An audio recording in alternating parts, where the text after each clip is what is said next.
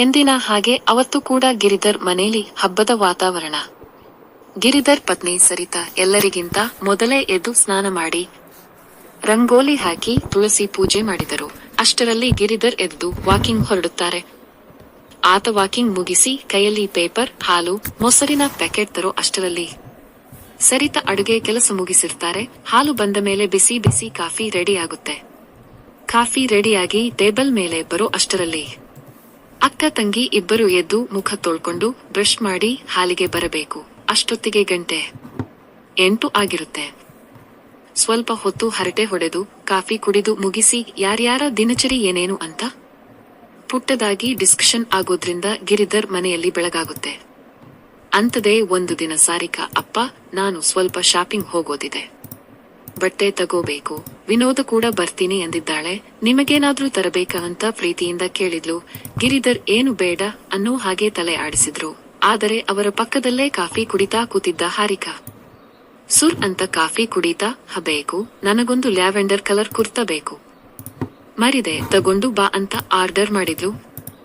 ಸಾರಿಕಾ, ನಾನ್ ಯಾಕೆ ತಲ್ಲಿ ಹೇಳು, ನಿನ್ನ ಗಂಡ ಆಗುವನಿಗೆ ಹೇಳು, ಅವನು ತರ್ಲಿ ಅಂತ ಹೇಳ್ತಾ ಹಿಂದೆ ಇದ್ದ ಕನ್ನಡಿ ಕಡೆ ತಿರುಗಿ ರೆಡಿ ಆಗ್ತಾ ಇದ್ಲು. ಮುಂದೆ ಹಾರಿಕಾ ಏನ್ ಹೇಳ್ತಾಳೆ ಅನ್ನೋದು ಗೊತ್ತಿದ್ದೆ ಸಾರಿಕಾ ತಿರುಗಿದ್ಲು. ಅವಳು ಏನ್ ಅಂದ್ಕೊಂಡಿದ್ಲು ಅದನ್ನೇ ಹೇಳಿದ್ಲು ಹಾರಿಕಾ.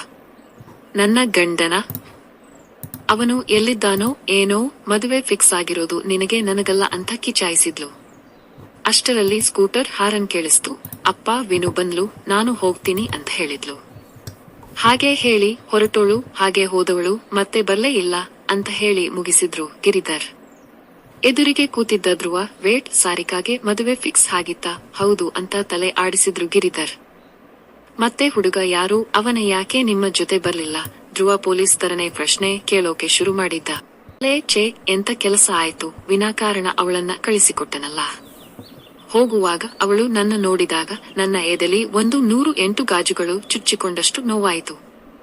ಇನ್ನು ಪಾಪ ಅವಳು ನಿಜಕ್ಕೂ ಹೂವಿನಂತ ಹುಡುಗಿ, ಅವಳಿಗೆ ಎಷ್ಟು ನೋವಾಗಿರಬೇಡ. ಅವಳು ನನ್ನ ಹತ್ರ ಸುಳ್ಳೇ ಹೇಳಿರಲಿಲ್ಲ, ನಾನೇ ಅರ್ಥ ಮಾಡಿಕೊಳ್ಳಿಲ್ಲ. ಛೇ ಅಂತ ಅಭಿ ತನ್ನನ್ನ ತಾನೇ ಬೈಕೊಳ್ತಾ ಇದ್ದ. ಅವನ ಪಾಲ್ಗೆ ಸಾರಿಕಾ ಹೋದ ಕ್ಷಣದಿಂದ ಟೈಮ್ ಮುಂದಕ್ಕೆ ಹೋಗ್ತಾ ಇಲ್ಲ. ಮಧ್ಯಾಹ್ನದಿಂದಲೂ ಕೂತಲ್ಲೇ ಕೂತಿದ್ದಾನೆ. ಸಂಜೆ ಕವಿತಾನೇ ಇಲ್ಲ, ರಾತ್ರಿ ಆಗ್ತಾನೆ ಇಲ್ಲ. ರಾತ್ರಿ ಕಳೆದು ಬೆಳಗಾದ್ರೆ ಆಫೀಸ್ಗೆ ಹೋಗಬಹುದು, ಅಲ್ಲಿಗೆ ಹೋದ್ರೆ ಕಾಡೋ ಅವಳ ಕಣ್ಣು ಕಾಡದೇ ಇರಬಹುದು. ಆದ್ರೆ ಅಭಿಪಾಲ್ಗೆ ಸಮಯ ಸಾಕ್ತಾನೆ ಇಲ್ಲ. ಅವನಿಗೆ ಈಗ ಉಳಿದಿದ್ದು ಒಂದೇ ದಾರಿ, ಸುಂದರ್ಗೆ ಫೋನ್ ಮಾಡೋದು. ಸುಂದರ್ ಮತ್ತೆ ಅಭಿ ಚೈಲ್ಡ್ಹುಡ್ ಫ್ರೆಂಡ್, ಇಬ್ಬರದು ಒಂದೇ ಸ್ಕೂಲ್. ಚಿಕ್ಕವರು ಇದ್ದಾಗ ಇದ್ದಿದ್ದು ಒಂದೇ ಬೀದಿಲಿ. ಸುಂದರ್ ತಂದೆ, ಅಭಿ ತಂದೆ ಧನಂಜಯ್ ಕೈ ಕೆಳಗೆ ಕೆಲಸ ಮಾಡಿಕೊಂಡಿದ್ರು. ಯಾಕೋ ಏನೋ ದಿಢೀರಂತ ಹಾರ್ಟ್ ಅಟ್ಯಾಕ್ ಆಗಿ ತೀರಿಕೊಂಡ್ರು. ಆಗಿನ್ನು ಸುಂದರ್ 8ನೇ ಕ್ಲಾಸ್ ಹುಡುಗ. ಕಡೆಗೆ ಧನಂಜಯ್ ಆ ಹುಡುಗನ ಓದು ವಿದ್ಯಾಭ್ಯಾಸದ ಹೊಣೆ ಹೊತ್ತ. ಆದರೆ ಸುಂದರ್ ಏನು ಅಂತ ಜಾಣ ಹುಡುಗ ಅಲ್ಲ.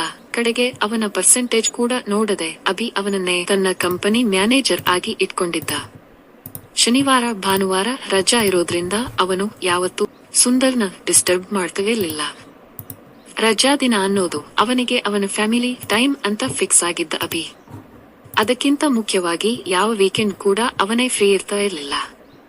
ಯಾರೋ ಒಬ್ಬರ ಜೊತೆ ಬ್ಯುಸಿ ಆಗಿ ಇರ್ತಾ ಇದ್ದ. ಆದರೆ ಇವತ್ತು ಮಾತ್ರ ತಾನೋ ಒಬ್ಬಂಟಿಯಾದಂತೆ ಕೊರಗುತ್ತಾ ಇದ್ದ. ಈ ಕೊರಗು ನೀಗಿಸಿಕೊಳ್ಳೋದಕ್ಕೆ ತನಗೆ ಪರಿಚಯವಿದ್ದ ಒಂದು ರೆಸ್ಟೋರೆಂಟ್ಗೆ ಹೋಗೋದು ಅಂತ ಡಿಸೈಡ್ ಮಾಡಿಕೊಂಡ. ಸರಿಕಾಗೆ ಒಬ್ಬ ಪ್ರಕಾಶ್ ಅನ್ನೋರ ಜೊತೆ ಮದುವೆ ನಿಶ್ಚಯ ಆಗಿತ್ತು. ಅವನೇನು ಬೇರೆಯವನಲ್ಲ, ಗಿರಿಧರ್ ಅವರ ಬಿಸಿನೆಸ್ ಪಾರ್ಟ್ನರ್ ಪ್ರಭಾಕರ್ ಅವರ ಮಗ. ಚಿತ್ರದುರ್ಗದಿಂದ 5 ಕಿಲೋಮೀಟರ್ ದೂರದಲ್ಲಿ ಇಬ್ಬರು ಸೇರಿ ಒಂದು ಹೋಟೆಲ್ ಮಾಡಿದ್ರು. ಅದರಲ್ಲಿ ಬಂದ ಲಾಭದ ದುಡ್ಡನ್ನೇ ಹಾಕಿ ಅದರ ಹಿಂದೆನೇ ರೆಸಾರ್ಟ್ ಕೂಡ ಮಾಡಿದ್ರು. ಚಿತ್ರದುರ್ಗಕ್ಕೆ ಬರೋ ವಿದೇಶಿ ಪ್ರವಾಸಿಗರನ್ನ ಆ ರೆಸಾರ್ಟ್ ಆಕರ್ಷಿಸಿ ದಿನಗಳಲ್ಲಿ ಹಾಕಿದ ಬಂಡವಾಳವು ಬಂದು ಲಾಭ ಬರೋಕೆ ಶುರುವಾಯಿತು. ಈ ಖುಷಿಗೆ ಅದೇ ರೆಸಾರ್ಟ್ ಅಲ್ಲಿ ಗಿರಿಧರ್ ಹಾಗೂ ಪ್ರಭಾಕರ್ ಇಬ್ಬರು ಫ್ಯಾಮಿಲಿ ಪಾರ್ಟಿ ಅರೇಂಜ್ ಮಾಡಿದ್ರು. 2 ಕುಟುಂಬದವರು ಅವತ್ತಲ್ಲಿ ಸೇರಿದ್ರು.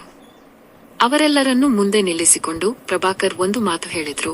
ನಾನು ಮತ್ತೆ ಗಿರಿಧರ್ ಇಬ್ಬರು ಸೇರಿ ಎಷ್ಟು ಬಿಸಿನೆಸ್ ಮಾಡಿದ್ದೀವಿ, ಲಾಭ ಮಾಡಿದ್ದೀವಿ, ಕೈ ಸುಟ್ಕೊಂಡು ಇದೀವಿ. ಆದ್ರೆ ಈ ರೆಸಾರ್ಟ್ ಮಾತ್ರ ನಮ್ಮಿಬ್ಬರ ಡ್ರೀಮ್ ಪ್ರಾಜೆಕ್ಟ್. ಯಾವ ಕಾರಣಕ್ಕೂ ಯಾವ ಪ್ರಾಬ್ಲಮ್ಗೂ ಒಳಗಾಗಬಾರದು. ಇಲ್ಲಿ ತನಕ ನಮ್ಮ ಮಧ್ಯ ಇದ್ದ ಕಮಿಟ್ಮೆಂಟ್ ಇನ್ಮುಂದೆ ಇನ್ನೂ ಗಟ್ಟಿಯಾಗಬೇಕು ಅದಕ್ಕೆ ನಾನೊಂದು ತೀರ್ಮಾನಕ್ಕೆ ಬಂದಿದ್ದೀನಿ ಅಂತ ಪ್ರಭಾಕರ್ ಮಾತಾಡ್ತಾ ಇದ್ದ. ಅದು ಯಾವ ತೀರ್ಮಾನ ಇರಬಹುದು ಅಂತ ಗಿರಿಧರ್ ಯೋಚಿಸ್ತಾ ಇದ್ರು. ಅಷ್ಟರಲ್ಲಿ ಪ್ರಭಾಕರ್ ಮಾತು ಮುಂದುವರೆಸಿದ್ರು. ಈ ರೆಸಾರ್ಟ್ ಮಾಡಿರೋ ಜಾಗ ಗಿರಿಧರಿಗೆ ಸೇರಿದ್ದು. ಬಿಲ್ಡಿಂಗ್ ಕನ್ಸ್ಟ್ರಕ್ಷನ್ ನಾನು ಮಾಡಿಸಿದ್ದು. ಐಡಿಯಾ ನಮ್ಮಿಬ್ಬರದು. ಸೊ ಮತ್ತೆ ಯಾವತ್ತೂ ನಮ್ಮ ಮಧ್ಯ ಈ ವಿಚಾರದಲ್ಲಿ ಗೊಂದಲ ಆಗಬಾರದು. ನಾನು ನನ್ನದು ಅಂತ ಬರಬಾರದು. ಅದು ಬರಬಾರದು ಅಂದ್ರೆ ನಾನು, ಇವನು, ನೀವೆಲ್ಲರೂ ಸೇರಿ ನಾವು ಅಂತ ಆಗಬೇಕು. ಐ ಮೀನ್ ಗಿರಿಧರ್ ಫ್ಯಾಮಿಲಿ, ಈ ಪ್ರಭಾಕರ್ ಫ್ಯಾಮಿಲಿ ಒಂದೇ ಫ್ಯಾಮಿಲಿ ಆಗತ್ತೆ ಅಂತ ಎಲ್ಲರ ಮುಂದೆ ಪ್ರಭಾಕರ್ ಹೇಳಿದ್ರು. ಅದನ್ನ ಕೇಳಿ ಸರಿತಾ ಗೊಂದಲಗೊಂಡಳು. ಹಾರಿಕಾ ಮತ್ತೆ ಸಾರಿಕಾ ಒಬ್ಬರ ಮುಖ ಒಬ್ಬರು ನೋಡಿಕೊಂಡು ಏನಿದರ ಅರ್ಥ ಅಂತ ಕಣ್ಣಲ್ಲೇ ಕೇಳಿಕೊಂಡ್ರು. ಪ್ರಭಾಕರ್ ಮನೆಯವರು ಕೂಡ ಅವನ ಕಡೆ ವಿಚಿತ್ರವಾಗಿ ನೋಡಿದ್ರು. ಗಿರಿಧರಿಗೆ ಮಾತ್ರ ಪ್ರಭಾಕರ್ ಏನ್ ಹೇಳೋಕೆ ಹೊರಟಿದ್ದಾನೆ ಅನ್ನೋದು ಅರ್ಥ ಆಯ್ತು. ಆದರೆ ತನ್ನ ಮನಸ್ಸಲ್ಲಿ ಏನಿದೆ ಅನ್ನೋದನ್ನ ಕ್ಲಿಯರ್ ಆಗಿ ಹೇಳೋಕೆ ಪ್ರಭಾಕರ್ ಮತ್ತೆ ಮಾತು ಮುಂದುವರಿಸಿದ್ರು. Don't get confused. ನಾನು ಹೇಳ್ತಾ ಇರೋದು ಇಷ್ಟೇ. ನನ್ನ ಮಗ ಪ್ರಕಾಶ್ಗೂ ಗಿರಿಧರ್ ಮಗಳು ಸಾರಿಕಾಗೂ ಮದುವೆ ಮಾಡಿಸಿದ್ರೆ ಒಳ್ಳೇದು ಅಂತ ನನಗೆ ಅನ್ನಿಸ್ತಾ ಇದೆ. ನೀವೆಲ್ಲೂ ಓಕೆ ಅಂದ್ರೆ, ಎಸ್ಪೆಷಲಿ ಸಾರಿಕಾ ಒಪ್ಪಿಕೊಂಡ್ರೆ ನಾವೆಲ್ಲರೂ ಒಂದು ಫ್ಯಾಮಿಲಿ ಆಗೋಣ. ಏನಂತೀರನಂತ ಓಪನ್ ಆಫರ್ ಕೊಟ್ಟಿದ್ದ ಪ್ರಭಾಕರ್. ಗಿರಿಧರ್ ಈ ವಿಚಾರದಲ್ಲಿ ಏನು ಹೇಳೋ ಹಾಗಿರಲಿಲ್ಲ. ಸರಿತಾಗಿ ಯಾಕೋ ಈ ಸಂಬಂಧ ಹೇಳಿದ ಕೂಡಲೇ ಒಪ್ಪುವಂತೆ ಇರಲಿಲ್ಲ. ಸಾರಿಕಾ ತಕ್ಷಣವೇ ಅಲ್ಲಿಂದ ಹೊರಟು ಹೋದಳು. ಅವಳ ಹಿಂದಗಡೆನೆ ಹಾರಿಕಾ ಕೂಡ ಬಂದು ಬಿಟ್ಲು. ಒಂದೇ ನಿಮಿಷದಲ್ಲಿ ಪರಿಸ್ಥಿತಿ ಅಯೋಮಯವಾಗಿ ಹೋಯ್ತು. ಆಗ ಗಿರಿಧರ್ ಮುಂದೆ ಬಂದು, ಇಟ್ಸ್ ಓಕೆ, ಅವನು ಒಳ್ಳೆ ಆಪ್ಷನ್ ಕೊಟ್ಟಿದ್ದಾನೆ. As usual fine. ಅದಕ್ಕೆ ನನ್ನ ಉತ್ತರಕ್ಕಿಂತ ನನ್ನ ಮಗಳ ಉತ್ತರಾನೇ ಇಂಪಾರ್ಟೆಂಟ್.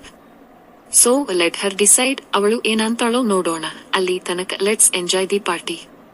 ಅದಕ್ಕೆ ತಾನೇ ಬಂದಿರೋದು ಅಂತ ಹೇಳ್ತಾ ಎಲ್ಲರ ಗಾಬರಿನೂ ಶಮನ ಮಾಡೋಕೆ ಪ್ರಯತ್ನ ಮಾಡಿದ್ರು. ಅಂತೂ ಪಾರ್ಟಿ ಹೆಸರಲ್ಲಿ ಊಟ ಮುಗಿದಿತ್ತು. ರಾತ್ರಿ ಪ್ರಭಾಕರ್ ಫ್ಯಾಮಿಲಿ ಎಲ್ಲೂ ಕಾಣದೇ ಇರುವಾಗ ಗಿರಿಧರ್, ಅವನ ಹೆಂಡತಿ, ಇಬ್ಬರು ಮಕ್ಕಳು, 4 ಜನ ರೆಸಾರ್ಟ್ನ ಒಂದು ಮೂಲೆಯಲ್ಲಿ ಮಾತಾಡ್ತಾ ಇದ್ರು. ಹಾರಿಕಾ ಸ್ವಲ್ಪ ಸಿಟ್ಟು ಮಾಡಿಕೊಂಡು, ಏನಪ್ಪ ಪಾರ್ಟಿ ಅಂತ ಕರೆದು ಮದುವೆ ಮಾತುಕತೆ ಆಡ್ತಾರೆ, ಏನಂತೆ ಅವರ ಸಮಸ್ಯೆ ಅಂತ ಕೂಗಿದ್ಲು. ಅದಕ್ಕೆ ಗಿರಿಧರ್ ಎಲ್ಲರನ್ನೂ ಕಣ್ಣಲ್ಲಿ ಕಣ್ಣಿಟ್ಟು ನೋಡ್ತಾ, ಅದಕ್ಕೆ ಯಾಕೆ ಇಷ್ಟೊಂದು ಟೆನ್ಷನ್ ಆಗ್ತಿದ್ದೀರಾ ಎಲ್ರೂ? This is just an option ಅಷ್ಟೇ. Say yes or no. ಅದನ್ನ ಯಾಕೆ ಸೀರಿಯಸ್ ಆಗಿ ತಗೋತೀರಾ? ಈಗಿರೋ ಬಾಂಡಿಂಗ್ ಇನ್ನೂ ಗಟ್ಟಿಯಾಗಲಿ ಅನ್ನೋದು ಪ್ರಭಾಕರ್ ಇಂಟೆನ್ಷನ್. ಗಟ್ಟಿಯಾಗೋದು ಏನು ಬೇಡ, ಇಷ್ಟೇ ಸಾಕು ಅಂತ ಹೇಳಿದ್ರೆ ನೋ ಪ್ರಾಬ್ಲಮ್.